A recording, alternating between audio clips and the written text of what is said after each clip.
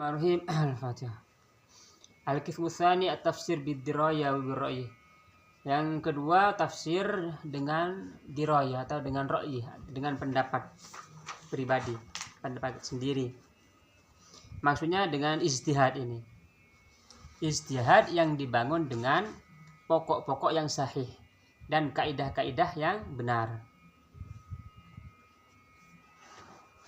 Jadi orang yang ingin mentafsiri Al-Quran dengan ra'yinya harus belajar.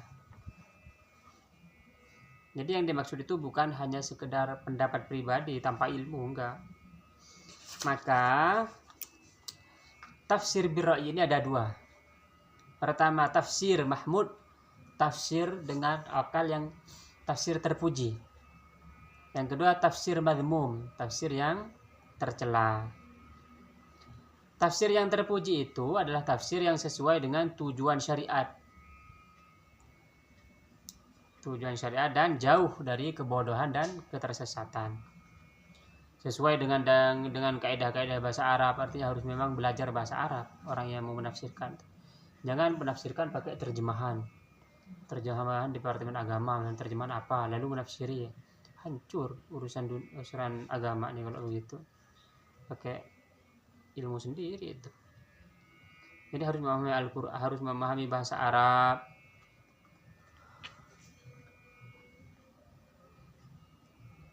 Kalau harus mau usul fikih juga, balaghahnya, ilmu-ilmu bahasa Arabnya itu berapa? Yang 12 atau 13, 16. Ilmu bahasa Arab, nahwu, sharaf, i'rab, balaghah, apalagi i'lal, harus dikuasai. Kalau tafsir yang madhmum, yang tercela itu adalah mentafsirkan Al-Quran tanpa ilmu. Jadi dia seenaknya sendiri gitu.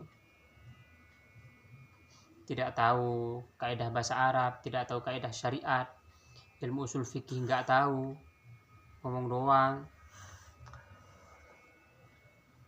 Sesuai dia ingin begini, ditafsirkan begitu. Tidak boleh.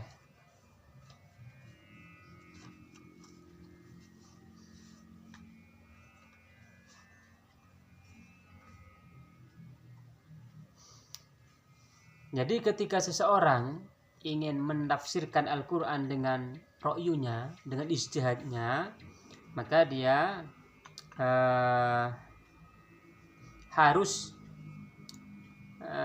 menyandarkan pendapatnya itu kepada tafsir. Artinya di dalam tafsir maksudnya harus menyandarkan kepada pertama an-naqlu anir rasul, ada riwayat dari Rasul, dari Nabi, dan menghindari hadis-hadis maudhu'. Atau kalau di dalam akidah berarti harus menghindari hadis-hadis dhaif. Intinya harus mengetahui ilmu hadis ini. Ada hadis maqbul, mardud, ada hadis mutawatir, ada hadis ahad, yang ahad ada hadis masyhur, aziz, gharib, itu harus tahu.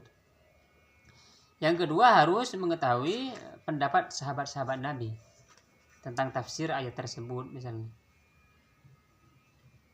Lalu yang ketiga harus mengetahui bahasa Arab, atau ilmu-ilmu bahasa Arab. Jangan dari terjemahan amburadul ini aja pakai terjemahan. Nahwunya harus kuat dan harus memahami ilmu-ilmu misalnya usul fikih, ilmu ulumul Quran ini. Jadi ilmu yang dibutuhkan oleh para ahli tafsir, terutama ahli tafsir birra'yi ini, dia harus pertama harus mengetahui bahasa Arab dan kaidahnya, ilmu nahwu, sharaf, ilmu istiqaq. Yang kedua harus mengetahui ilmu balaghah, yang tadi kita belajar itu, ma'ani, bayan, banti, harus tahu.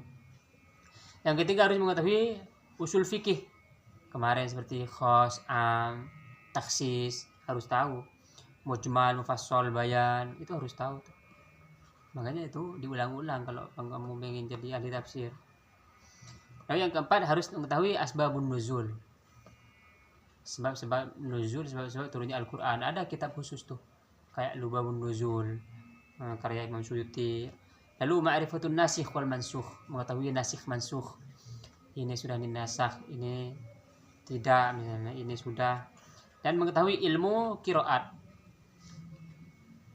Dan yang ketujuh, mengetahui ilmu wahbi ini.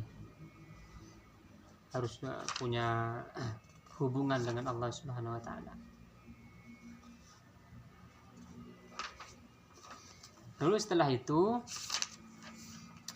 kita ke Al-Qismu Tsalis, tafsir isyari.